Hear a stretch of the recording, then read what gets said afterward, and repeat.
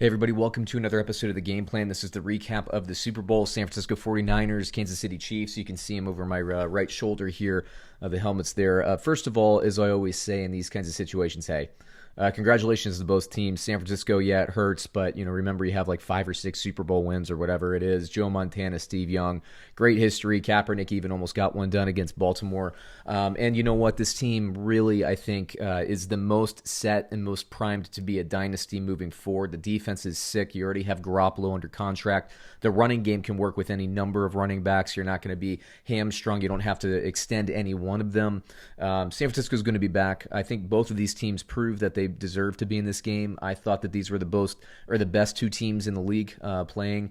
And I think this is going to be a matchup that we're going to see multiple times. As an NFL fan, I think we're going to get it. This could be like Bird and Johnson in the NBA in the 80s. I mean, we might get 5 of these if everybody can stay healthy. It's fantastic. Now, like I said, I think San Francisco's organization right now, with what that defense is doing, and with Garoppolo already under contract, I actually think they're going to be better next year. I really believe that. Emmanuel Sanders might go in free agency, but don't forget, they had a wide receiver there in Jalen Hurd, who we didn't even get to see this year. And I said before the season, I actually liked him more than Deebo Samuel, who looks fantastic and had a nice game in the Super Bowl. Tough game for San Francisco. I gotta say. They had, when I did this game preview, they had kind of what I thought would be an advantage in the deep ends. I thought the deep ends were going to be there all night. You work off the play action. You hit Debo, you hit Emmanuel Sanders kind of, 15, 20 yards down the field, in the middle of the field, and they did have that. I thought that George Kittle is primarily going to be used as a blocker and impose his will in the game that way, although he would have some chances in the passing game. He did have that big pass that was called back, via offensive pass interference. I do agree with that penalty. Sorry, San Francisco fans, but he did extend his arm actually twice. If he had only done it once, I think he would have gotten away with it. It is what it is. For the most part, I thought the officials did a pretty nice job. It seemed like things kind of went against the 49ers, although it was kind of a coin flip every time. I don't think there was anything egregious. But that third down and goal, that touchdown pass to Damian Williams where he extended the ball, I mean, that could have gone either way. That call was not going to get overturned either way. If they did not call that a touchdown, it wasn't going to get overturned. Kansas City kicks a field goal, we have a different game. I thought that coming to this game, Kansas City, we're going to have I said, if you recall, or if you watched the preview, I thought that the receivers, Kansas City's offense, with their speed, they weren't going to be intimidated by the San Francisco pass defense. And I don't think we saw that, at least from the receivers. They threw to Richard Sherman's direction. You see Sammy Watkins get the deep pass. Tyreek Hill, I think, went for 9 receptions and over 100 yards. That 10-yard out was going to be there all night. And I think San Francisco had a nice plan for them. They just, aside from that one play to Sammy Watkins and that one play on the 3rd and long to Tyreek Hill for the 44 yards, they pretty much bottled them up. And I think that's about as good as you can do against a team like Kansas City. Now, on Kansas City's side, my thought was, what was the run game going to do? I thought Damian Williams was going to have to be a factor. Let me switch my screen here. If you look at Damian Williams' numbers, he went for over 6 yards a carry, 17 carries, 104 yards, and a touchdown, 6 yards per carry. That was there for him, and then he was a factor in the passing game. 4 catches, 29 yards, and a touchdown. Honestly, with those numbers and the way the game unfolded, you could have made an argument for him being an MVP. I'm glad they gave it to Mahomes, who went 26 of 42, 286 yards, 2 touchdowns, and 2 interceptions. Look, the reality is Jimmy Garoppolo outplayed Patrick Mahomes for about 55 minutes in this game, and Patrick Mahomes got it going at the end, and we saw this. And I said this again, if you watch my videos, I said after the Kansas City Chiefs came back from 24-0 against Houston, I said, you know what, nothing is going to intimidate this team. Nothing is going to really break this team's confidence. And, I'll be honest with you, Patrick Mahomes, at the start of that 4th quarter, he looked tighter in that close game than he did when he was down 24 points to Houston. It's the Super Bowl, it's the 4th quarter, so by the nature of the moment, he's going to be pressing, and he was aiming his throws a little bit. Like I said, Jimmy Garoppolo, man, he ended, this wasn't always the case, but he ended the game with 20 completions on 31 attempts, 219 yards, a touchdown, and 2 interceptions. By the way, those 2 interceptions went to ex-Washington Redskins cornerbacks. I always like to, as somebody who grew up rooting for the Redskins and the Dan Snyder and Bruce Allen and that awful awful regime has completely robbed me of my joy of that franchise. I just want to remember, Redskins fans out there, neither Bashaud Breeland or Kendall Fuller were good enough to be on your team. So, yeah, there you go. And yes, I know you traded Kendall Fuller for Alex Smith, but you wouldn't have needed to get him if you just signed Kirk Cousins to begin with, you doofuses. But anyway, enough Redskins talk. Let's talk about the 49ers. What confused me here is the playing of Jeff Wilson at the running back position, particularly in the first half. Raheem Mostert went for 220 yards against the Green Bay Packers, and he is the most. I've been saying this even since before he broke out. Raheem Mostert is the most explosive running back on this roster. I think he's the best running back on this roster. I don't know if there was a discipline issue or if this is the coaches are just outthinking themselves, outsmarting themselves in the situation. Raheem Mostert in this game, 12 carries, 58 yards, and 1 touchdown on the ground for 4.8 yards per carry. In the passing game, 1 target, 1 catch, 2 yards. You needed Mostert more than that. Tevin Coleman coming off that shoulder injury, 5 carries, 28 yards, 5.6 yards per carry.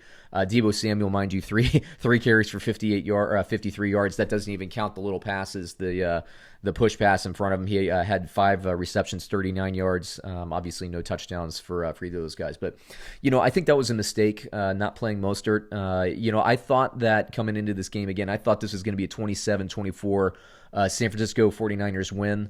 They were down 24-20. Garoppolo had Emmanuel Sanders streaking down the middle of the field, overthrow him. That was it. That was the game. Right after that, I think he threw a pick or something like that. It's unfortunate, but like I said, these guys will be back. But yeah, I mean, they had their opportunity. San Francisco could have won. They showed the shot on the sideline. Kyle Shanahan with the GM for some name, John Lynch, kind of right over his shoulder there.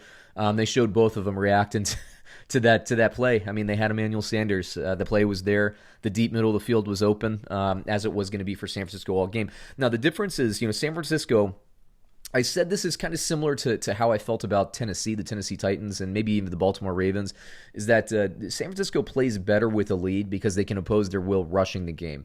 And most importantly, now San Francisco is a different kind of team. I'm not going to say they're entirely like the Tennessee Titans or the Baltimore Ravens in this regard.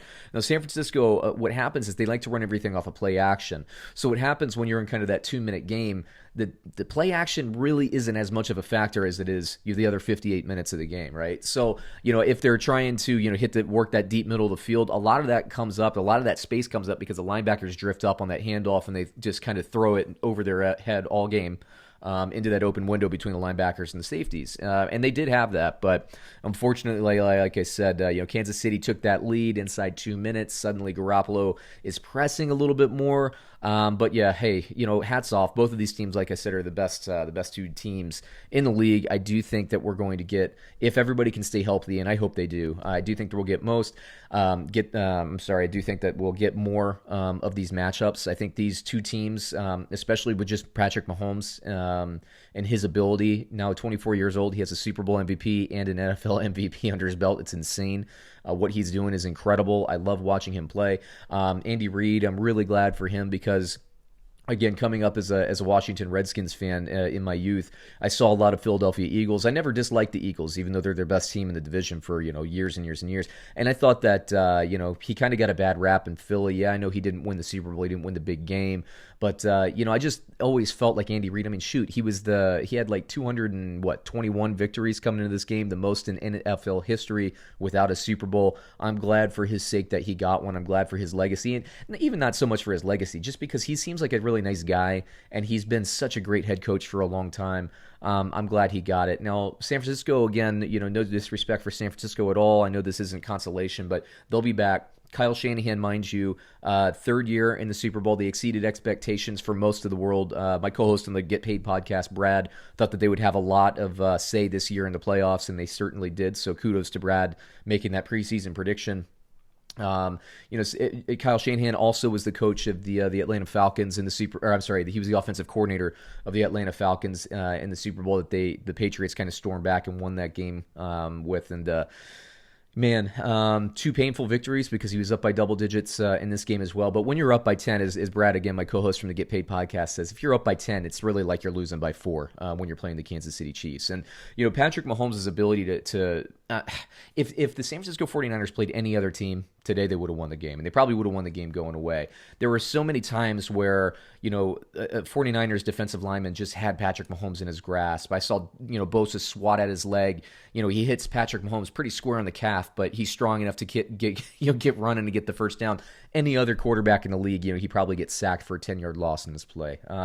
You got to take your hats off to Mahomes, to the Kansas City Chiefs. That offense that they built is fantastic. It is just a juggernaut. And for some reason, it seems like, at least with respect to this year, it seems like they're a little better after getting punched in the face. They scored 21 points unanswered in the fourth quarter. They did something similar against Houston. All 3 playoff games this year, they've been down at least 10 points, and they come back to win. It's like they don't even get going until they're losing. They're like Rocky Balboa, as I texted, again, Brad from my co-host from the Get Paid podcast. Like Rocky Balboa, you got to get punched a few times, in rounds 1 through 8 before you start getting your comeback. So very good for them. Again, Jeff Wilson, curious about that. I know he was a receiving threat and all that, but I thought Mostert was the guy there. I didn't love that. But Mahomes, he outplayed, Jimmy G, Garoppolo, he outplayed Mahomes for quarters.